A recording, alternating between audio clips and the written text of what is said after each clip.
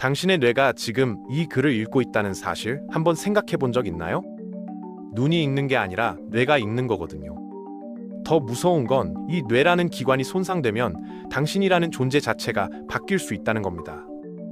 성격이 완전히 달라지고 기억을 잃고 심지어 가족조차 못 알아볼 수 있죠. 뇌의 특정 부위에 문제가 생기면 온순했던 사람이 갑자기 폭력적으로 변하기도 하고 천재적인 능력을 갖고 있던 사람이 하루아침에 아무것도 못하게 되기도 합니다. 우리가 나라고 믿는 것들, 성격, 취향, 기억, 감정, 이 모든 게 사실 머릿속 1.4kg짜리 회색 덩어리에 달려있다는 거죠. 오늘은 이 신비롭고도 무서운 기관, 뇌에 대해서 제대로 파헤쳐 보겠습니다.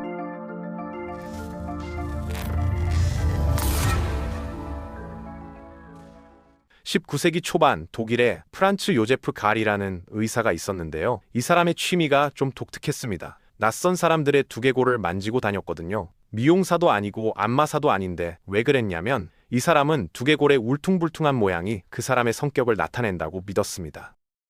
머리에 이 부분이 튀어나왔으면 용감한 사람이고 저 부분이 들어갔으면 소심한 사람이다. 뭐 이런 식이었죠. 골상학이라고 불렸던 이 이론은 놀랍게도 수십 년간 엄청난 인기를 끌었고 갈 본인도 당대의 유명 인사가 됐습니다.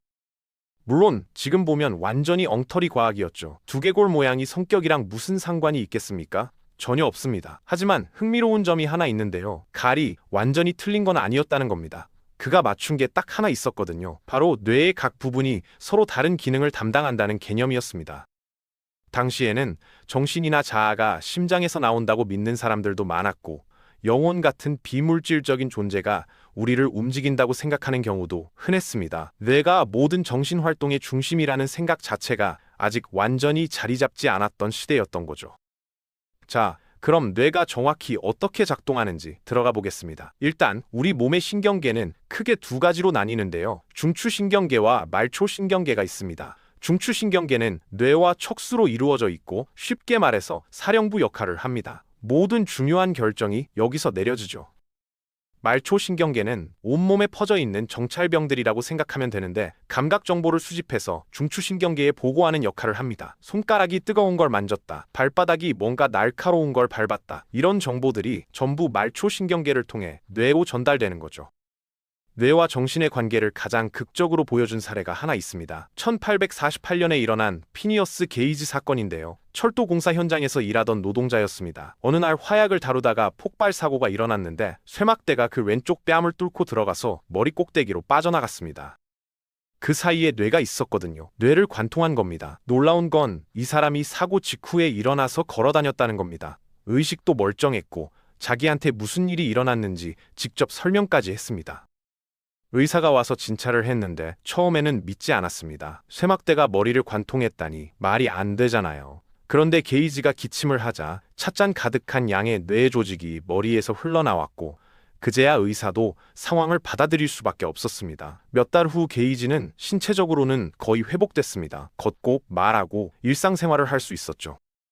하지만 주변 사람들은 이상한 점을 눈치챘습니다. 게이지가 예전의 게이지가 아니라는 거였죠. 원래는 온순하고 말수가 적은 사람이었는데 사고 후에는 거칠고 욕설을 일삼고 공격적인 성격으로 완전히 바뀌어 버렸습니다. 사람들은 그를 더 이상 게이지가 아니다라고 표현했습니다.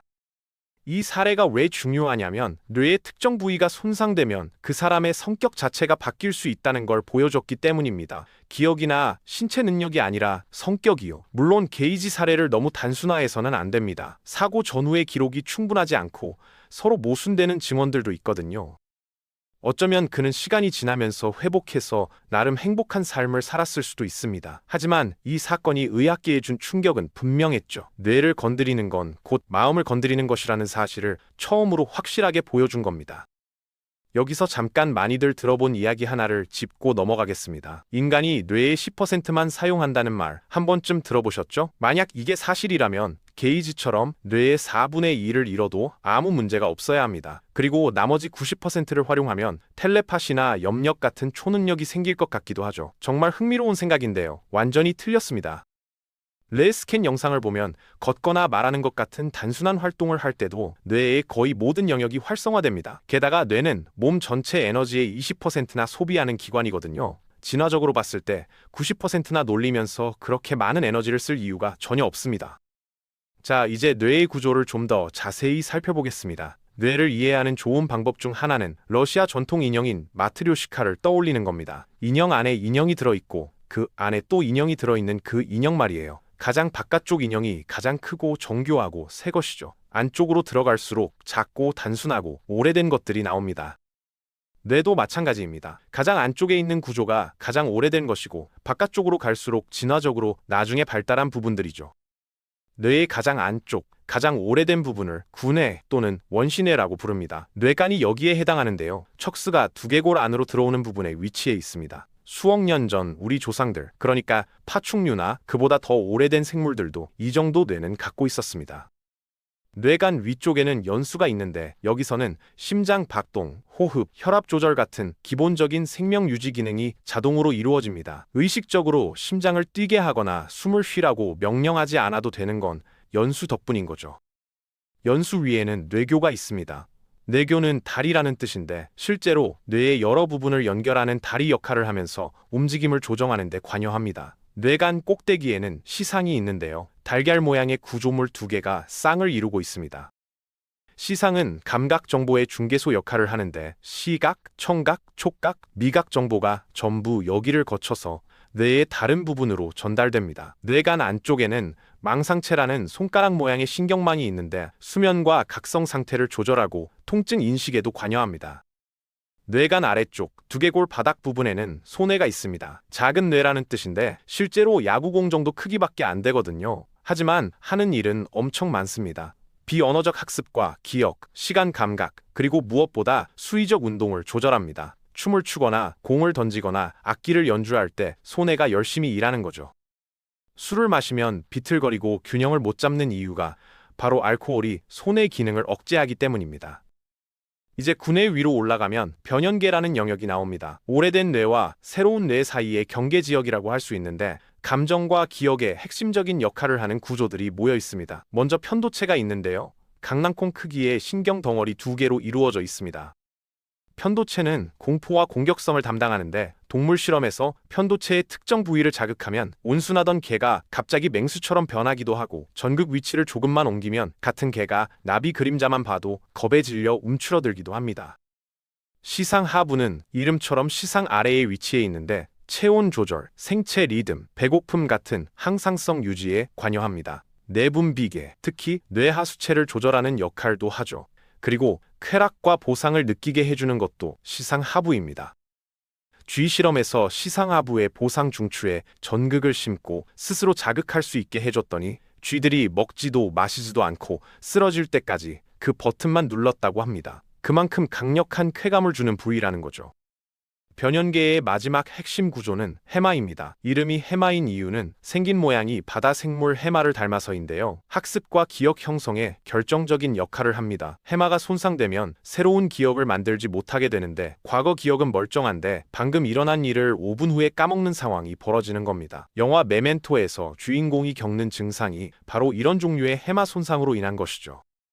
자, 이제 뇌에서 가장 발달한 부분으로 올라가 보겠습니다. 대뇌라고 하는데요. 뇌 무게의 약 85%를 차지할 정도로 큽니다. 우리가 보통 뇌 하면 떠올리는 그 주름진 호두 모양의 구조물이 바로 대뇌입니다. 대뇌는 좌반구와 우반구로 나뉘어 있고 뇌량이라는 두꺼운 신경다발로 연결되어 있습니다. 좌뇌와 우뇌가 서로 다른 기능을 담당한다는 건 사실인데 언어 처리는 주로 좌반구에서 이루어지고 특정 창의적 기능은 우반구가 담당하죠. 하지만 여기서 주의할 점이 있습니다. 사람들이 흔히 말하는 좌뇌형 인간, 우뇌형 인간, 이런 개념은 과학적 근거가 없습니다. 분석적인 사람은 좌뇌를 더 쓰고 예술적인 사람은 우뇌를 더 쓴다는 식의 이야기는 대중심리학에서 만들어낸 신화에 가깝습니다. 실제로 뇌의 두 반구는 거의 모든 활동에서 긴밀하게 협력하거든요. 한쪽만 쓰는 사람은 없습니다. 이런 류의 단순화된 설명은 두개골 모양으로 성격을 알 수 있다던 골상학만큼이나 근거가 없는 거죠. 대뇌의 가장 바깥층을 대뇌 피질이라고 합니다. 두께가 몇 밀리미터밖에 안 되는 얇은 층인데 200억 개가 넘는 신경세포가 서로 연결되어 있습니다. 그리고 여기서 신경교세포라는 존재를 언급하지 않을 수 없는데요. 신경세포만큼 주목받지는 못하지만 신경세포를 둘러싸고 보호하고 영양분을 공급하는 중요한 역할을 합니다. 뇌의 숨은 영웅들이라고 할 수 있죠. 대뇌 피질은 4개의 엽으로 나뉘는데 전두엽, 두정엽, 후두엽, 측두엽이 있습니다. 각각의 엽은 서로 다른 기능을 담당하고 있어서 결과적으로 골상하게 갈이 주장했던 기능 국제화 개념이 맞았다는 게 증명된 셈이죠. 전두엽은 이마 바로 뒤에 위치해 있는데 말하기, 계획 세우기, 판단하기, 추상적 사고, 그리고 성격까지 담당합니다. 피니어스 게이지가 쇠막대에 관통당한 부위가 바로 전두엽이었고 그래서 성격이 완전히 바뀐 거였죠. 두정엽은 정수리 부분에 있는데 촉각과 신체 위치 감각을 처리합니다. 눈을 감고도 내 팔이 어디에 있는지 알 수 있는 건 두정엽 덕분입니다. 후두엽은 머리 뒤쪽에 위치해 있고 시각 정보를 처리하죠. 눈으로 들어온 빛 신호가 후두엽에서 이미지로 변환되는 겁니다. 측두엽은 귀 위쪽에 있는데 청각 정보와 언어 이해를 담당합니다. 재미있는 건 각 반구가 반대쪽 신체를 담당한다는 점인데요. 제 왼쪽 측두엽은 오른쪽 귀로 들어온 소리를 처리하는 식입니다. 이 엽들 안에는 더 세분화된 영역들이 있습니다. 전두엽 뒤쪽에는 운동피질이 있는데 수의적 움직임을 조절합니다. 손을 들어라, 발을 내디뎌라 하는 명령이 여기서 나가는 거죠. 바로 뒤에는 체성 감각 피질이 있어서 촉각, 압력, 온도, 통증 같은 감각 정보를 처리합니다. 뜨거운 컵을 만졌을 때 아, 뜨겁다 하고 느끼는 건 체성 감각 피질이 그 정보를 받아서 해석했기 때문입니다. 나머지 대뇌 피질 영역은 대부분 연합 영역이라고 불리는데 이 부분들이 하는 일이 좀 특이합니다. 운동 피질이나 감각 피질처럼 특정 부위를 자극했을 때 딱 떨어지는 반응이 나오지 않거든요. 대신 다양한 감각 정보를 통합하고 기억과 연결시키고 고차원적인 사고를 가능하게 합니다. 누군가의 얼굴을 보고 아, 저 사람이구나 하고 인식하는 것도 복잡한 문제를 분석하고 해결하는 것도 연합 영역의 역할입니다.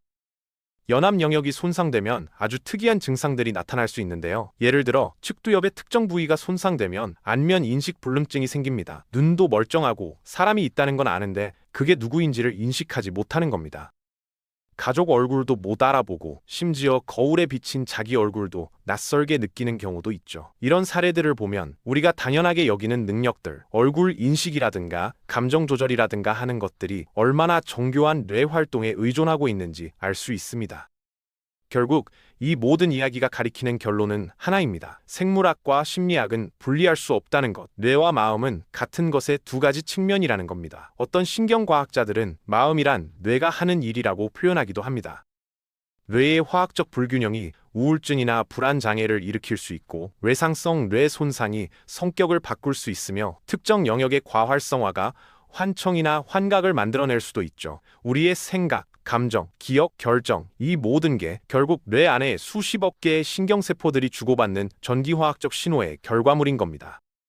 물론 아직 모르는 게 훨씬 많습니다. 의식이란 정확히 무엇인지, 어떻게 물질적인 뇌에서 주관적인 경험이 생겨나는지 이런 근본적인 질문들은 여전히 미스터리로 남아있죠. 하지만 한 가지는 분명합니다. 뇌를 이해하는 것이 곧 우리 자신을 이해하는 길이라는 것, 그리고 그 여정은 아직 시작에 불과하다는 겁니다.